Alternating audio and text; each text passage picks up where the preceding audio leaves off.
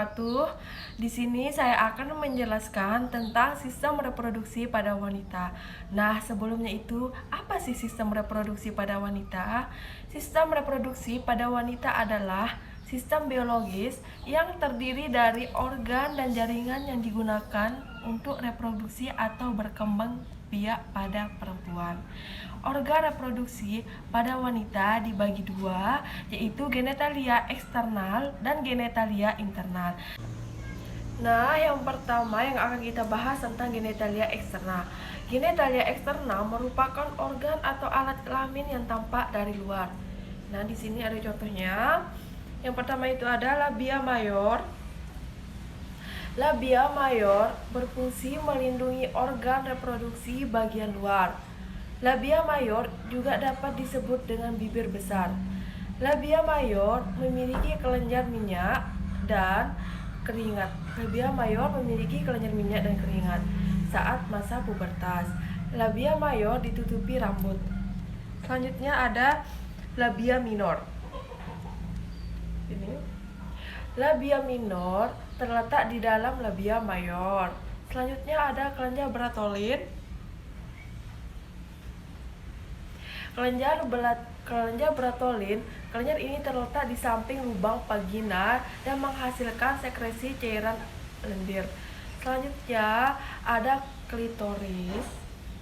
Ini klitoris, dua labia minor bertemu di klitoris yang merupakan tonjolan kecil dan sensitif. Klitoris juga ditutup oleh lipatan kulit yang disebut preputium. Klitoris merupakan bagian yang sangat sensitif pada rangsangan dan bisa menjadi ereksi. Selanjutnya ada mons pubis dan yang terakhir ada anus. Selanjutnya yang kita bahas tentang genitalia interna. Sebelumnya itu, apa sih genitalia interna? Genitalia interna merupakan organ atau alat kelamin tidak tampak dari luar atau terletak di bagian dalam. Nah, di sini bisa kita lihat yang pertama ada uterus. Uterus atau disebut juga rahim merupakan organ reproduksi wanita yang memiliki fungsi penting dalam siklus menstruasi, kesuburan, dan kehamilan. Uterus menjadi tempat bagi sel telur yang telah dibuahi ditanamkan selama kehamilan dan berkembang hingga lahir. Selanjutnya ada ovarium. Ovarium adalah kelenjar kecil berbentuk oval yang terletak di kedua sisi rahim wanita. Ovarium berperan penting dan fungsi reproduksi wanita seperti memproduksi dan menyimpan telur serta menghasilkan hormon wanita seperti estrogen dan progesteron. Selanjutnya ada tuba Fallopi. Tuba Fallopi, saluran ini berfungsi sebagai tempat berjalannya sel telur dari ovarium menuju rahim saat ovulasi dan sebagai tempat pertemuan sel telur dan sperma saat proses pembuahan. Selanjutnya ada serviks. Nah, salah satu fungsi serviks adalah memproduksi lendir atau mukus. Lendir membantu menyalurkan sperma dari vagina ke rahim saat berhubungan seksual. Selain itu, serviks juga akan menutup saat kehamilan untuk menjaga janin tetap di rahim dan akan melebar atau membuka saat proses persalinan berlangsung. Nah, selanjutnya yang akan kita bahas tentang pelvis. Nah, yang pertama itu ada pelvis mayor. Pelvis mayor letaknya di atas linia terminalis, lalu fungsinya untuk menyokong organ abdomen. Nah, selanjutnya ada pelvis minor. Nah, pelvis minor letaknya di bawah linia terminalis, lalu fungsinya untuk menyokong organ reproduksi. Selanjutnya yang akan kita bahas yaitu bagian-bagian panggul. Secara garis besar, panggul dibagi menjadi 4. Nah, yang pertama itu dua tulang koksik, satu tulang sakrum, satu tulang okigis. Apa ya isi? Itu tulang okigis. Percuma kamu. Selanjutnya yang di tulang koksi ini dibagi lagi menjadi 3, yaitu yang pertama ilium, istium, dan pubis. Di ilium dibagi lagi, yang pertama itu ada crista iliaca, yang menebar namanya crista iliaca, dan yang menonjol ini namanya spina iliaca. Yang bagian luar spina iliaca anterior superior, dan bagian belakang ini spina iliaca anterior inferior. Nah, selanjutnya yang akan kita bahas tentang tulang istium. Nah, tulang ini dibagi lagi, yang pertama namanya tuber ischiadica yang ini. Selanjutnya ada namanya foramen obturatorium. Ini foramen obturatorium. Selanjutnya ada namanya acetabulum. Ini acetabulum yang berlubang bulat ini. Dan yang terakhir yang menonjol di bawah namanya spina ischiadica. Ini yang menonjol namanya spina ischiadica. Nah, selanjutnya yang akan kita bahas tentang pubis. Pubis dibagi lagi. Yang pertama ada namanya ramus superior ossis pubis ini. Dan selanjutnya ada namanya ramus inferior os pubis ini, ramus inferior os pubis. Dan yang terakhir namanya arcus pubis yang ini namanya arcus pubis. Selanjutnya yang akan kita bahas tentang sacrum. Sacrum itu dibagi lagi menjadi 3. Yang pertama promontorium. Selanjutnya yang berlubang namanya foramina sacraliaca anterior. Selanjutnya coccyges ya, yang ini coccyges ini menonjol paling bawah coccyges. Tulang ini terdiri dari 3 sampai 5 tulang. Selanjutnya yang akan kita bahas tentang articulatio. Nah, yang ini yang pertama namanya articulatio sacraliaca yang menghubungkan tulang ilium dan sacrum.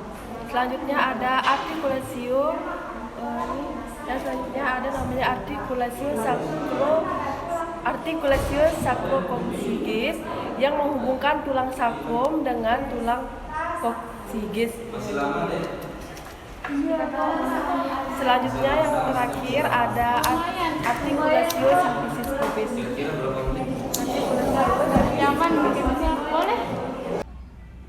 Nah, selanjutnya yang kita bahas tentang ligamen. Yang pertama, ligamentum sacroiliaca, posisinya di permukaan belakang sacrum ke tulang ilium. Selanjutnya, ligamentum sacrospinosum, letaknya di tulang sacrum ke spina ischiadica. Selanjutnya, ligamentum sacrotuberculosum, letaknya di tulang sacrum ke tulang tuber ossis ischiadica. Yang terakhir, ligamentum pubicum, letaknya di depan tulang koksi kanan dan kiri. Nah, selanjutnya yang akan kita bahas tentang otot. Nah, jadi di otot bagian luar itu terdapat yang pertama ada musculus spinator ani externo. Selanjutnya ada musculus bulbocapernous itu yang melingkari vagina. Selanjutnya ada musculus parinea transversus superficialis. Nah, ada 3 otot yang melingkari vagina bagian tengah dan anus. Yang pertama itu ada musculus iliacoccygeus, selanjutnya ada musculus ichthyococcygeus, selanjutnya ada musculus perinea transversus profundus, selanjutnya ada musculus coccygeus. Nah, selanjutnya yang akan kita bahas bentuk-bentuk panggul. Di sini bisa kita lihat gambarnya. Bentuk panggul dibagi menjadi 4. Yang pertama itu ada ginecoid, yang kedua android, ketiga anthropoid, dan terakhir ada platypeloid. Nah, jadi yang pertama kita bahas adalah bentuk panggul ginekoid. Ginekoid ini hampir seperti lingkaran dan bentuk panggulnya seperti inilah yang banyak ditemukan. Dan 41% wanita memiliki bentuk panggul seperti ini. Jadi, bentuk panggul ginekoid ini spina isiadikanya itu tumpul dan tidak menonjol serta antu pubisnya membulat. Nah, yang selanjutnya ada bentuk panggul android. Bentuk panggul android ini bentuk panggul yang hampir mirip dengan hati.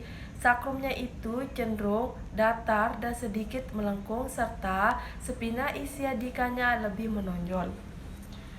37% pria memiliki bentuk panggul seperti ini. Kalau pada wanita, bentuk panggul seperti ini dapat mempersulit jalan persalinan.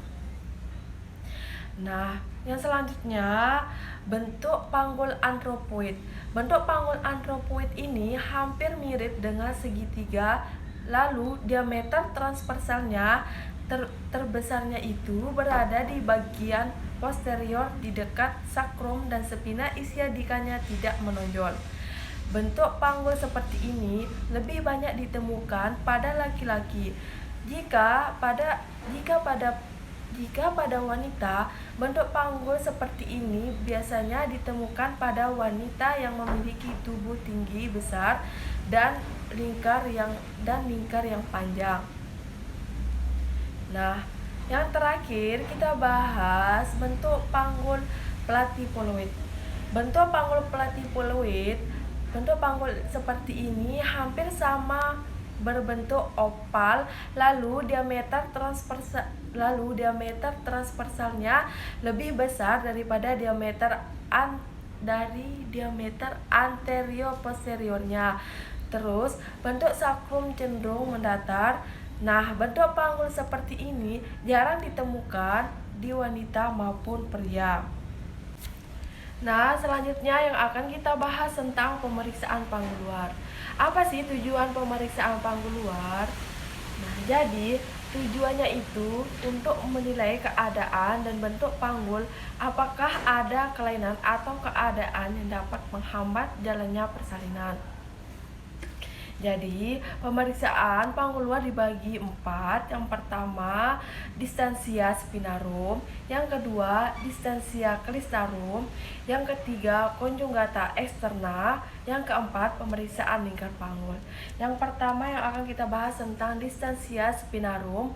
Pemeriksaan yang dilakukan pada spina iliaca superior inferior. Jarak normal distansia spinarum ini adalah 23 sampai 26 cm. Nah, yang kedua, distansia klistarum.